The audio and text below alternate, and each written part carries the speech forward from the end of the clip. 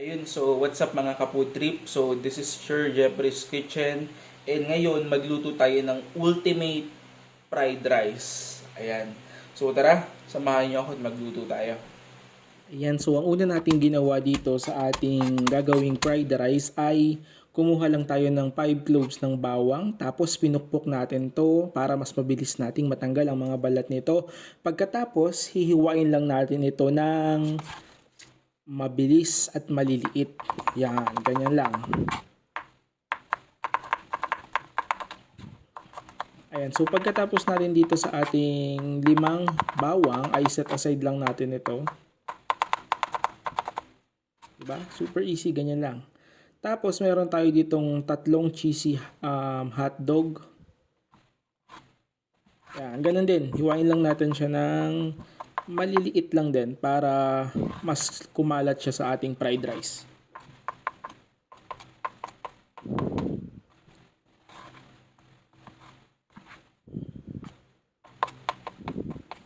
Yan, so marami na yan kung 2 cups of rice lang naman. So sobra-sobra na yung ating hotdog. Tapos syempre carrots lang yung ating available. So isahog na lang natin to para mas masustansya ang ating fried rice, diba? Syempre. Yan, so tapos natin dito, balatan ay hiwain lang natin to ng into cube size na maliliit.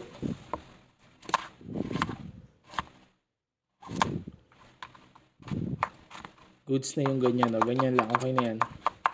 Saktong-sakto. So hindi naman siya gagawing sobrang malambot, mas masarap sa kanya yung malutong kasi talagang nandun pa yung mga sustansya.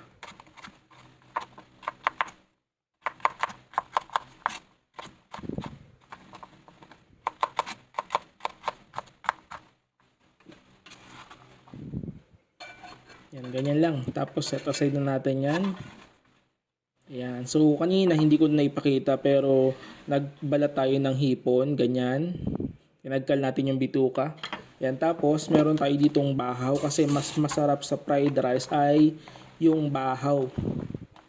Ayan. So, dinurog-durog lang natin yan. So, nagugas muna tayo ng kamay bago natin yan durugin or pinuhin. So, mas mabilis din siyang maghiwa-hiwalay kasi bahaw na yung ating ginamit. Ayan, pagtapos niya, init lang tayo ng kawali, tapos naglagay tayo ng mantika. So, tapos, gisingin lang natin ng konti yung ating hipon na hanggang sa medyo mamula. Ayan, ganyan. Ayan, so, continue lang ng paghahalo kasi mabilis tong maluto at mabilis ting uminit yung ating kawali. Kaya, alaga dapat sa halo. Ayan, ganyan lang.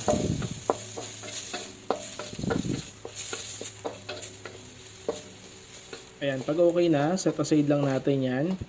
Tapos, lagay lang ulit tayo ng konting mantika. Ang isunod naman natin ay yung ating hotdog. So, palulutuin lang natin siya ng konti.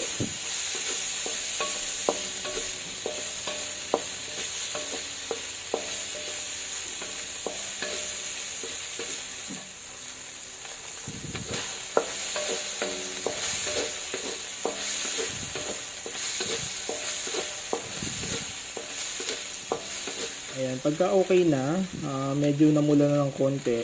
Pula naman talaga siya. Yung medyo na-toasted ng konti. Okay na yan, nahunin na natin. Ganyan lang, di ba? Napakadali, napakasimpleng gawin.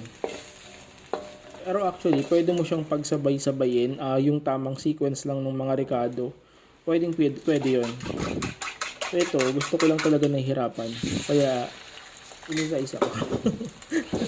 Ayan, tapos naglagay ulit tayo ng konting mantika. Tapos yung ating itlog na binati, 2 itlog yan. So dito sa part na to, nagkamali nga ako eh.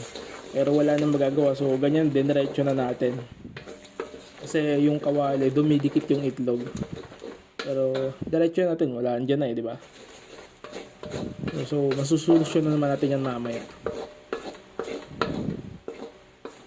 Yan, tapos naglagay lang tayo ng star margarine. So, yan yung nilalagay ko sa sinangag para mas mabango. Yan, tapos sinunod na agad natin yung ating hiniwang bawang. Yan, so halu-haluin lang natin para magisa at maluto yung bawang.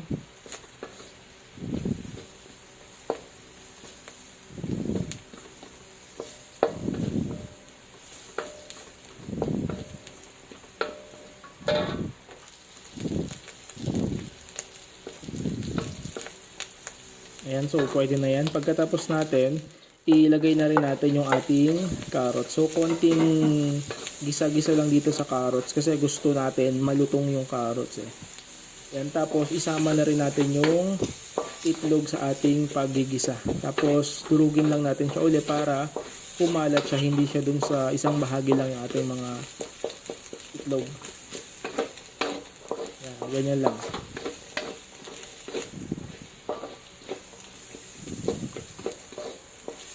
Napakasarap nito, napaka the best. Solved na ang iyong agahan. Tapos isinabay na rin natin yung ating hipon. Yan. Tapos halo-haloin lang natin para syempre balancing balance, solid na solid talaga ito. Ayan, so yung hotdog natin sinabay na rin natin. Hindi mo na kailangan dito ng ibang ulam kasi ito all in one, nasa kanin na lahat. So talagang susubukan na lang, hindi na kailangan pa ng itlog, ng kung ano-ano pa kasi nandyan na lahat, susubo mo na lang. Yan, tapos halu-haluin natin. So gumamit na tayo ng dalawang panghalo para mas malupit para halong-halo talaga. Yan, tapos naglagay lang tayo ng konting asin. So yun lang ginamit natin pampalasa. Hindi na natin kailangan pang maglagay ng kung ano-anong pampalasa.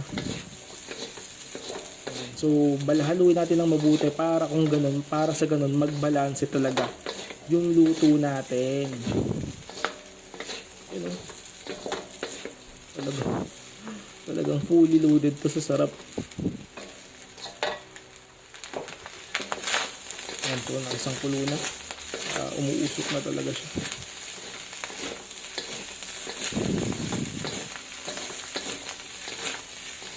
Ayan, so naalala ko dito sa part na to, naglagay tayo ng konting oyster sauce. So yun lang naman, konti lang. Para kung mabango at masarap ang ating sinangag. Hindi tayo naglagay ng soy sauce kasi maalat siya.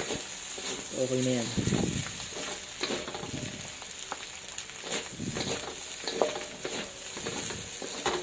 Yan ganyan lang, di ba? Sold na ang iyong agahan. May tanghalian pang tira. Yan, di ba? Okay na yan. Ayun, so mga ka-food trip, tikman na natin. Ayan, o, di ba? Grabe, hindi na kailangan ng itlog kasi nandyan na lahat. So, tara, tikman natin.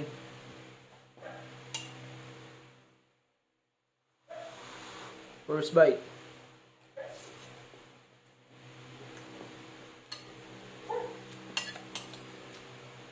Sarap.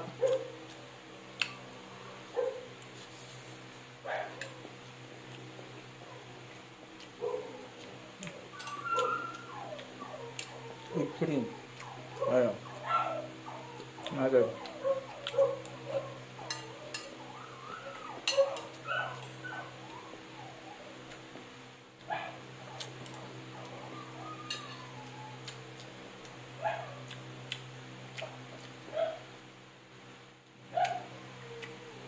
So yun, mga ka-food trip, grabe, sobrang sarap. At malalasahan mo talaga yung mga inilagay mong ingredients, yung hipon, yung itlog, yung carrots, yung hotdog. So napakasarap, napakadaling gawin, so gawin nyo na to. So yun lang muna mga ka-food trip. So kung nagustuhan nyo tong video na to, huwag nyo kalimutang mag-like, mag-share, mag-subscribe sa aking Facebook and YouTube channel. So yun lang and paalam. God bless you all. Bye-bye!